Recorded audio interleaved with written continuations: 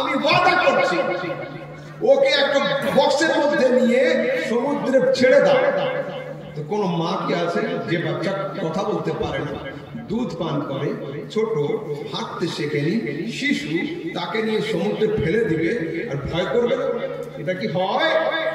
সঙ্গে সঙ্গে আল্লাহ উত্তর আসছে, মুসার মা ভয় করো না, যদি বাচ্চা মরে যায় ওটা তো তোমার বেটা মরবে, কিন্তু আমি তো নবীদের লিস্টে মুসার নাম লিখে রেখেছি, আমার নবী মরে যাবে।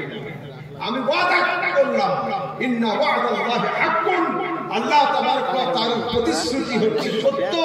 আমি ওয়াদা করলাম যে সমুদ্রের কোল থেকে উঠিয়ে আমি তোমার কোলে ফিরিয়ে দিয়ে দেব। ইয়াকিন কাকে? মুসা আলাইহিস সালামের মা আল্লাহ পাকের কথার উপর ভরসা রেখে নিজের কোলের দুধ পান করা ছোট বাচ্চাকে সমুদ্রে ফেলে দিলেন। এইবার মুসা আলাইহিস সালামের বোন সমুদ্রের পাড়ে পাড়ে ঝোপ ঝাড় দিয়ে আস্তে আস্তে হাঁটছেন, দেখছেন এটা যায় ভাসতে ভাসতে ভাসতে বক্সটা গিয়ে ফেরাউনের রাজপ্রাসাদের কাছে গিয়ে ঠেকে থাকে। বেশ কিছু লোক উঠিয়ে আনলো, রাজপ্রাসাদের মধ্যে নিয়ে এলো। বক্স পড়ার সঙ্গে সঙ্গে দেখা হচ্ছে চন্দ্রমুখী বাচ্চা, ফুটফুটে চেহারা বাচ্চা এর মধ্যে রয়েছে। ফেরাউন তো নারাজ, পুরুষ বাচ্চাকে রাখা যাবে না, সাম্রাজ্য ধ্বংস করবে, হত্যা করতে হবে। ফেরাউনের স্ত্রী দেখে নিয়েছে, বাড়িতে কোনো ছেলে ছিল না। স্ত্রীর দাবি হলো এই যে যা হবে বাচ্চাকে রাখতেই হবে, এই বাচ্চাকে লালন পালন আমি করব। ফেরাউন রাজি নয়, ফেরাউনের স্ত্রী বলছে বাচ্চা রাখতেই হবে। অবশেষে ফেরাউন স্ত্রীর কথা মানার জন্য বলল, দেখো এর ফয়সালা আমি করতে পারবো না, বড় বড় জ্যোতিষ যারা আছেন তাদেরকে ডাকবো, তারা যদি ফয়সালা দেয় বাচ্চা রাখা যাবে তবে আমি রাখবো, অন্যথায় একে হত্যা করে দেবো। বড় বড় জ্যোতিষীদের ডাকা হয়। জ্যোতিষীরা বললো, শোনো বাচ্চার পরীক্ষা নিতে হবে। কিভাবে?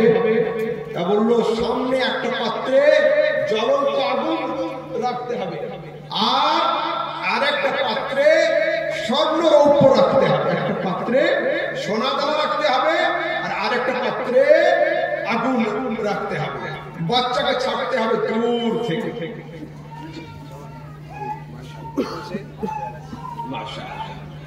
এনার বাবার নামে ৫,০০০ টাকা লাভ। এবার শোনেন জ্যোতিষীরা কি বললো, বাচ্চার পরীক্ষা নেওয়া হবে। কিভাবে? সামনে একটা পাত্রে আগুন রাখতে হবে, আর একটা পাত্রে সোনা দানা রাখতে হবে, বাচ্চাকে ছাড়তে হবে। যদি এই বাচ্চা হাঙ্কুড়ি দিয়ে দিয়ে স্বর্ণের পাত্রে হাত দিয়ে দেয়, তাহলে এটা আমরা অসাধারণ বাচ্চা মনে করব, আর যদি আগুনে হাত দিয়ে দেয় তাহলে সাধারণ বাচ্চা হিসাবে আমরা মেনে নেব। মুসা আলাইহিস সালামকে দূর থেকে ছাড়া হলো, সামনে একটা পাত্রে আগুন রাখা হলো, আর একটা পাত্রে স্বর্ণরৌপ্য রাখা হলো। মুসা আলাইহিস সালাম হাঙ্কুড়ি দিয়ে দিয়ে আগাচ্ছেন, এদিকে মানুষজন এদিকে মানুষজন, মাঝখানে আছে ফেরাউন আর স্ত্রী, দুজন দাঁড়িয়ে দাঁড়িয়ে। মুসা আলাইহিস সালাম হাঙ্কুড়ি দিয়ে দিয়ে তিনি আগুনে হাত হালকা জ্বলে গেল, ওনাকে সরিয়ে নেওয়া হলো। ওরা ফয়সালা করলো এটা নরমাল বাচ্চা, রেখে দাও, কিচ্ছু হবে না। বাচ্চা যদি অসাধারণ হতো তাহলে আগুনে হাত দিত না, সোনার ডাব্বাতে গিয়ে হাত দিত।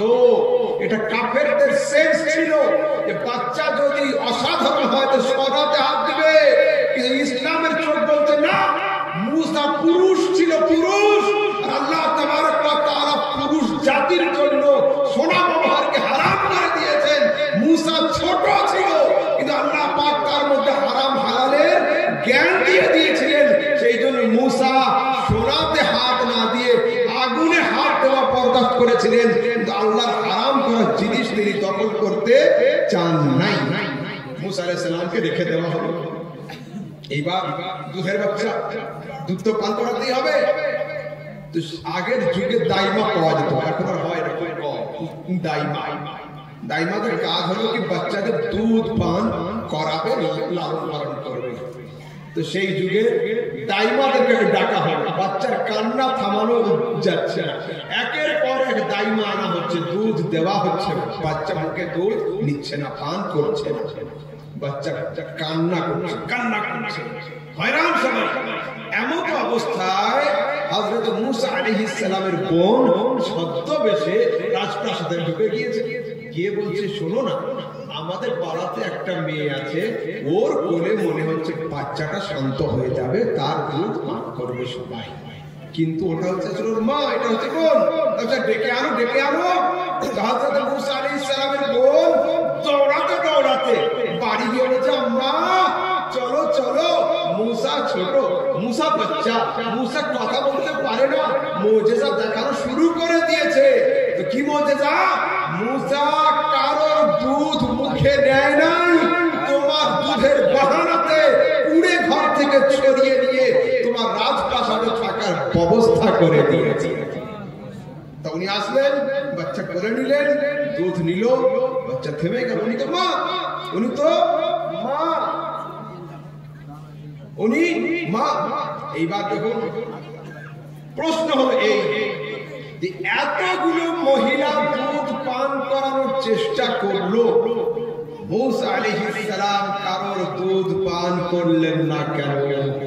কোরআনে কারীমের মধ্যে আল্লাহ পাক উত্তর দিচ্ছেন, হারামনা আলাইহিল মারাদিআ, আমি আল্লাহ তাবারক ওয়া তাআলা ফিরআউনের যুগের সমস্ত কাফের রমণীদের দুধকে মুসার উপরে হারাম করে দিয়েছিলাম।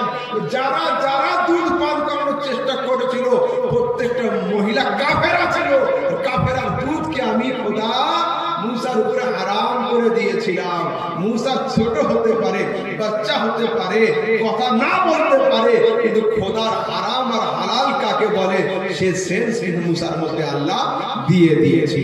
এর নাম হলো ইয়াকিন, এর নাম ইয়াকিন। মুসা আলাইহিস সালামের মা আল্লাহ পাকের কথার উপরে ভরসা করে ফেলে দিয়েছে।